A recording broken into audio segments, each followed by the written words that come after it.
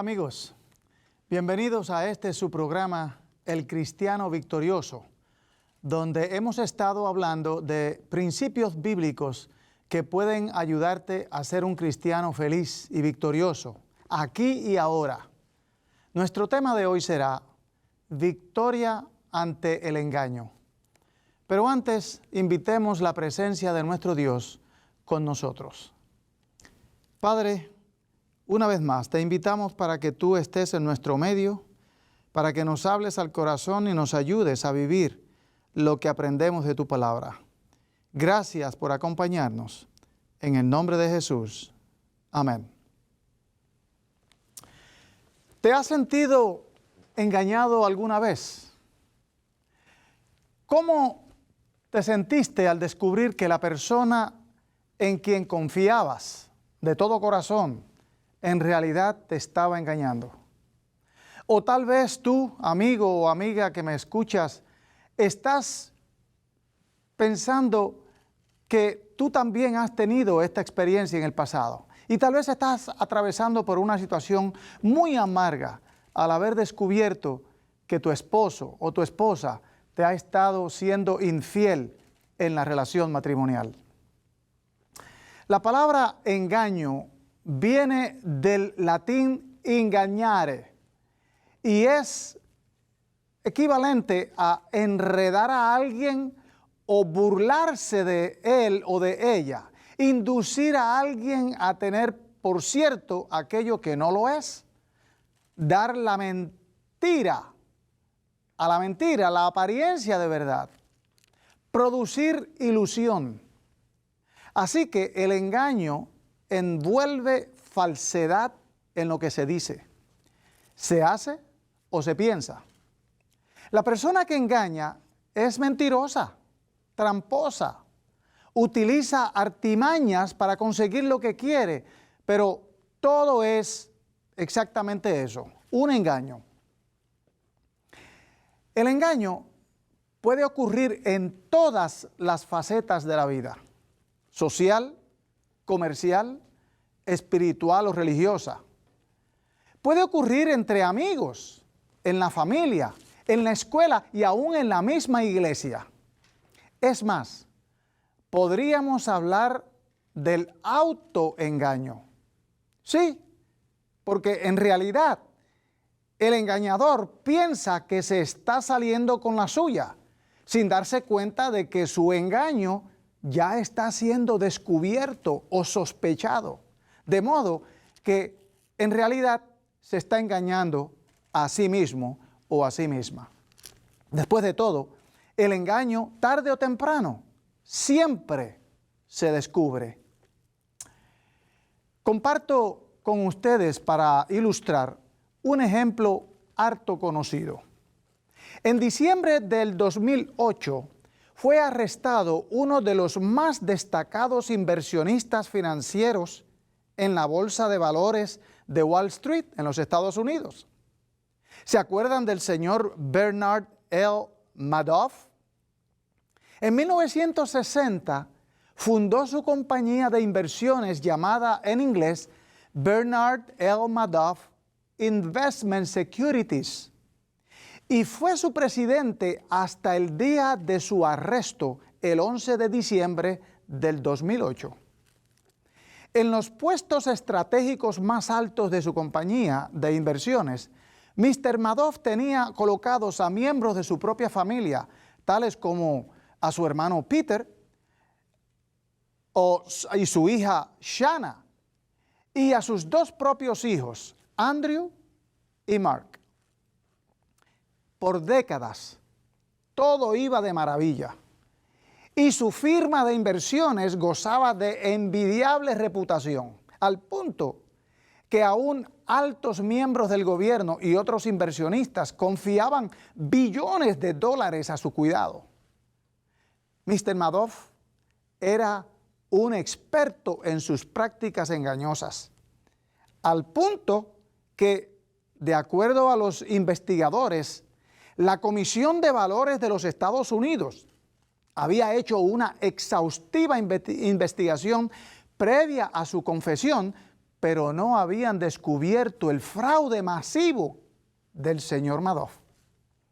El día 10 de diciembre del 2008, tanto Andrew como Mark, sus hijos, dijeron a las autoridades que su padre les había confesado que su compañía era todo un gran engaño, un fraude que había estado operando por décadas. La cantidad de dinero que se había desaparecido de las cuentas de sus clientes se estimó en unos 65 billones de dólares. El siguiente día, el señor Madoff fue arrestado y luego sentenciado a 150 años de prisión, el máximo encarcelamiento permitido por la ley. Qué triste final para alguien que se creyó muy astuto y engañó a tantos. En realidad, se engañó a sí mismo y a sus cómplices. Su hermano, Peter, fue sentenciado a 10 años de prisión, mientras que su hijo, Mark, se suicidó exactamente 2 años después del arresto de su padre. Y su otro hijo, Andrew, murió de cáncer antes de cumplir su sentencia. Hay engaños que no nos sorprenden, porque los hemos sospechado y hasta nos ayudan a tener cuidado en lo que decimos o lo que hacemos en ciertas situaciones en presencia de esa persona. Otros engaños nos toman por sorpresa, pero en ambos casos dejan grandes heridas emocionales que no fácilmente se borran. Realmente, el engaño empezó en el mismo cielo, cuando Lucifer se rebeló contra Dios y engañó a millones y millones de ángeles hasta que ya no tuvo cabida en el cielo. Mira cómo dice Apocalipsis capítulo 12, versículo 9. Y fue lanzado fuera aquel gran dragón, la serpiente antigua, que es el diablo y Satanás, el cual engaña a todo el mundo. Fue arrojado en tierra y sus ángeles fueron arrojados con él. De modo que Satanás es el padre del engaño y a través del mismo trae destrucción a los hogares y miseria a la raza humana en diferentes formas. ¿Sabes? El enemigo odia todo lo que es bueno, lo que es santo, lo que trae paz, lo que te trae felicidad. Y no pudo soportar ver en el Edén a una pareja hermosa y feliz. Así que con astucia engañó a Eva y con ella Adán consintió en pecar. Y así entró al mundo de manera rampante el engaño, el odio, la mentira, el dolor y la muerte. Con razón, Dios no soporta la infidelidad de sus hijos. Nos ama tanto que no puede permitir que nuestro amor por Él sea compartido con otros dioses. Así como un esposo no puede permitir que su esposa comparta su amor con otro hombre o con otros hombres. Nota cómo Dios incluyó este principio en lo que Él escribió con su propio dedo y registrado en Éxodo capítulo 20, versículos 2 al 5, que dicen así: Yo soy Jehová tu Dios, que te saqué de la tierra de Egipto de casa de siervos. No tendrás dioses ajenos delante de mí. No te harás imagen, ni ninguna semejanza de cosa que esté arriba en el cielo, ni abajo en la tierra. No te inclinarás a ellas, ni las honrarás, porque yo soy Jehová tu Dios, fuerte, celoso, que visito la maldad de los padres sobre los hijos, sobre los terceros y sobre los cuartos, a los que me aborrecen. Dios se siente engañado cuando, pretendiendo ser sus hijos, compartimos nuestra lealtad con otros dioses.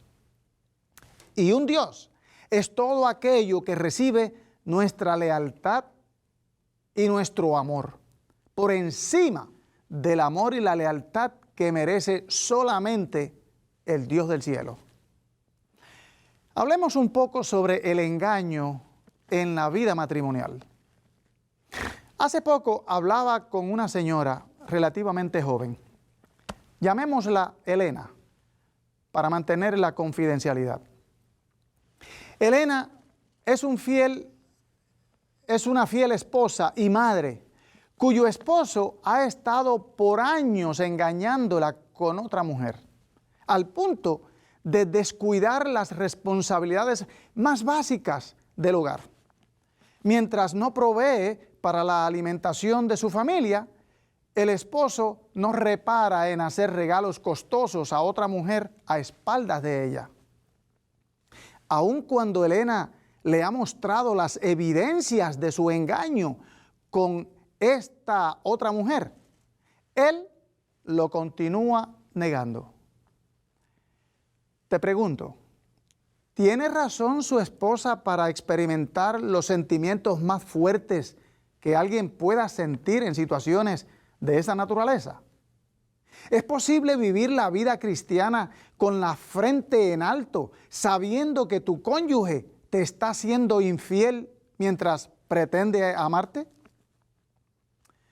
Hablo a menudo en mi oficina con personas que llaman con corazones rotos, desesperadas, al descubrir que su esposo o su esposa tiene una doble vida, que le ha encontrado textos explícitos, cartas de amor, fotos que no dejan lugar a dudas de que ha estado teniendo un amorío en secreto. En primer lugar, debo decir con toda claridad que no hay excusa para la infidelidad matrimonial. Cuando la persona engañada descubre lo que su esposo o su esposa está haciendo a sus espaldas y confronta al engañador con claras evidencias, el engañador típicamente provee excusas por su conducta, tales como: tú no atiendes mis necesidades, o tú no eres suficientemente cariñosa o cariñoso conmigo, o tú no eres atractivo o atractiva como eras antes de casarte conmigo, o tú no mantienes la casa suficientemente limpia o organizada, etcétera, etcétera. ¿Cuántas excusas? Debo decirte, aunque todas esas acusaciones y muchas más podrían ser ciertas, ninguna de ellas es razón valedera para la infidelidad matrimonial. Debo subrayar que ningún matrimonio es perfecto.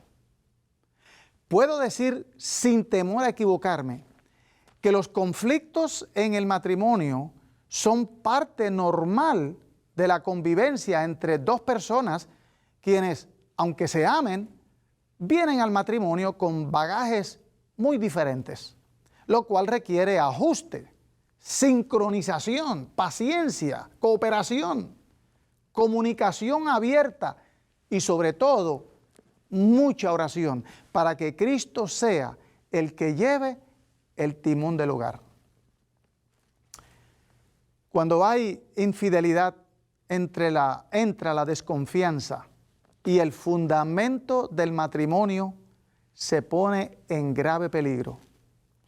Aunque hay matrimonios que han superado la infidelidad conyugal, para muchos resulta ser la prueba máxima y es la única razón bíblica aceptable para el divorcio, de acuerdo a Mateo 5, 31 y 32 y Mateo 19, 8 y 9. Notemos que, aunque en estos pasajes se refiere al hombre, el principio es aplicable tanto al hombre como a la mujer. Pregunto, ¿cuáles son algunos de los efectos de la infidelidad? Es fácil pensar en los efectos emocionales que produce el ser víctima del engaño en el matrimonio. En realidad, los efectos son muy variados e impredecibles en cuanto a su alcance, porque cada persona es un mundo y no se puede anticipar ni los efectos específicos, ni su magnitud, ni el impacto que puede producir a corto o a largo plazo en alguna persona o miembro de la familia. Consideremos 5 grupos de efectos producidos por la infidelidad. Primeramente, pensemos en los efectos cognitivos. Incluyen la percepción tanto de la persona infiel como la propia. Surge la desconfianza no solamente del cónyuge, sino también la autoevaluación, es decir, la estima propia. La víctima puede sentirse culpable por lo sucedido y mucho más si el cónyuge infiel ha hecho acusaciones fuertes contra la víctima. La víctima se siente insegura de sí misma y se pregunta si le pasará lo mismo otra vez, de modo que la desconfianza puede afectar incluso a futuras relaciones. ¿Y qué tal de los efectos conductuales? Estos incluyen la agresividad por parte del engañado o la engañada. La hipervigilancia ocurre cuando el engañador se asegura o quiere asegurarse que ya la relación con la otra persona ha terminado. Y la parte engañada desea comprobar si eso es así o no. Además, la parte engañada ahora cuestiona la conducta y las motivaciones del engañador e incluso trae a la memoria eventos del pasado que ahora trata de entender en vista del engaño descubierto. En casos extremos, el engañado puede incluso hasta atentar contra su propia vida o contra la vida de su pareja y de la otra persona envuelta en la relación engañosa. Pensemos en los efectos emocionales. Esto puede incluir rabia, tanto contra el engañador como contra sí mismo o contra sí misma, por no haberse percatado antes y sentirse ahora ridiculizada o ridiculizado, lo cual afecta grandemente su autoestima. Algunas personas se sienten tan desencantadas que piensan que es imposible volver a confiar en el sexo opuesto y evaden la idea de volver a casarse en el futuro. Los efectos emocionales pueden desaparecer por un tiempo y luego reaparecer. Pensemos por un momento en los efectos fisiológicos, tales como la alteración en los patrones de sueño o pérdida de apetito y de energía. Muchos reportan tener fuertes reacciones fisiológicas ante situaciones que les recuerdan el engaño sufrido, aunque hayan pasado meses y años desde que se descubrió el engaño. Y los efectos espirituales, estos incluyen la duda de que Dios se interese en él o en ella. Se cuestiona a Dios y su amor, y algunos abandonan la fe para entregarse a una vida alejada de todo lo que tiene que ver con religión o cosas espirituales. Amigo y amiga que me escuchas y que me ves, ¿qué hacer si tú has cometido infidelidad matrimonial, engañando a tu esposo o a tu esposa? ¿Qué hacer si has sido víctima del engaño en el matrimonio? De paso, recuerda lo que dijo Jesús en su famoso Sermón del Monte, en Mateo 5, 27 al 30. Mira cómo dice: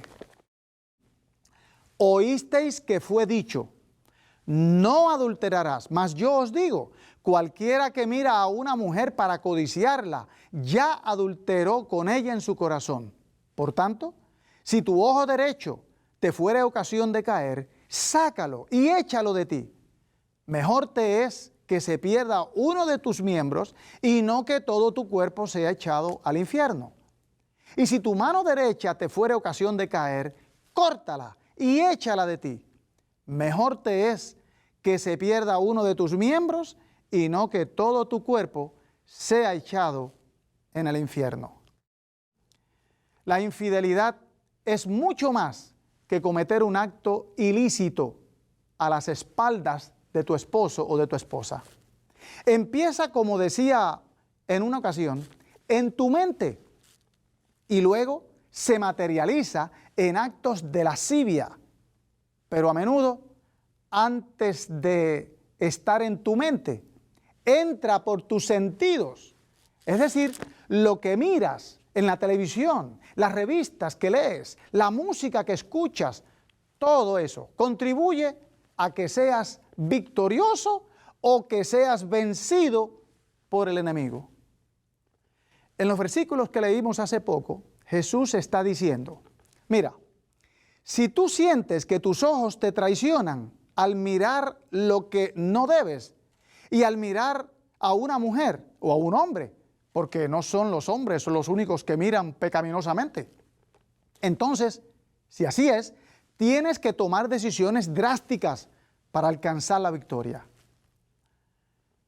En tiempos modernos, Jesús hubiese dicho, si tu televisor te es ocasión de caer, porque en él miras lo indebido, sal de él. Si no puedes controlar tu teléfono y en él buscas sitios que son pecaminosos, véndelo, sal de él. Si en tu caso o en tu auto tienes, si en tu casa o en tu auto tienes CDs que traen a tu mente pensamientos pecaminosos, destrúyelos. Si tienes amigos que son temerosos, que no son temerosos de Dios y te incitan a pecar, sal de ellos. En otras palabras, amigos televidentes, si tu salvación es mucho más preciosa e importante que todos los placeres de la carne que puedes tener, entonces tienes que hacer decisiones grandes. Pero eres tú, no Dios, el que tiene que hacer la decisión de cortar con lo que estorba tu camino al cielo. Una vez que hayas tomado la decisión que tú sabes que necesita ser hecha y que el Espíritu Santo te ha convencido que hagas, Dios te dará la victoria y tú podrás glorificar su nombre y gozarte en él. Así que no pierdas la oportunidad. No pidas por otro lado a Dios que te ayude a vencer la tentación mientras tú mismo te colocas en territorio peligroso y no cortas decididamente con aquello que te esclaviza. Si tu vida ha sido arruinada por tu infidelidad, acepta tu responsabilidad sin buscar excusas, porque tú bien sabes que no hay excusas ante Dios. Mira lo que dicen estos pensamientos inspirados en el libro devocional llamado Maranata, El Señor Viene, del año 2014, página 225. Dice así: la tentación más poderosa no puede excusar el pecado.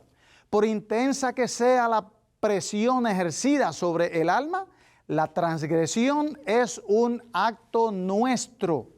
Ni la tierra ni el infierno tienen poder para obligar a nadie a pecar. Debe haber consentimiento de la voluntad, sometimiento del corazón, pues de otro modo la pasión no puede vencer a la razón, ni la iniquidad triunfal sobre la justicia. Mis queridos amigos, esto es importante. Nota cómo dice el párrafo siguiente, que subraya la promesa de victoria.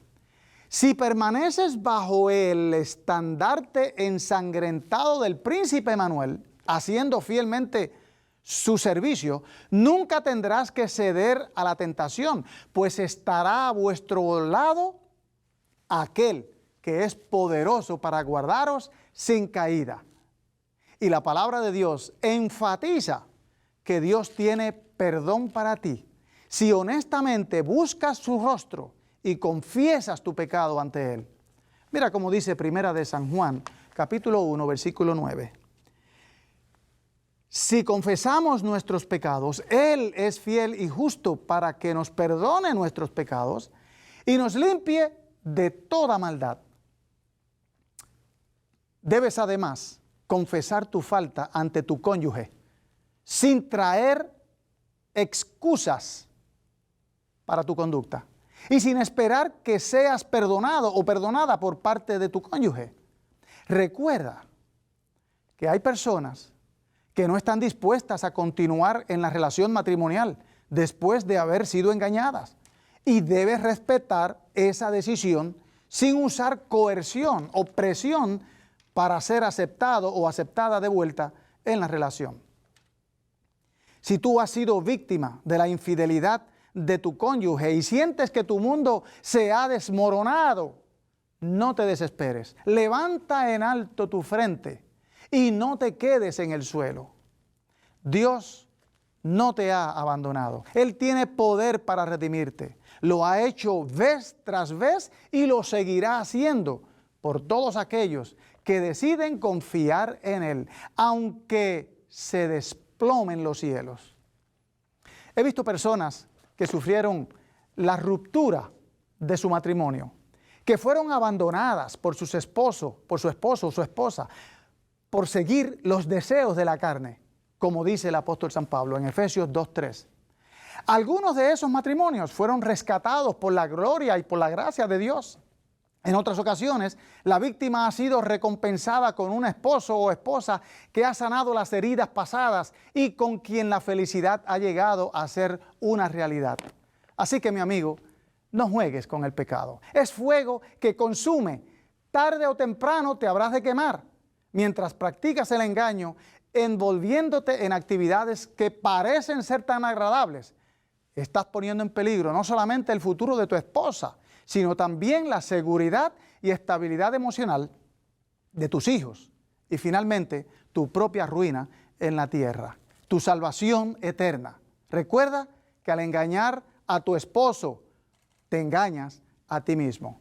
Haz un alto en la vida y presenta tu caso ante Dios. Él te ama y está dispuesto a perdonarte. Confía en Él, no lo dudes.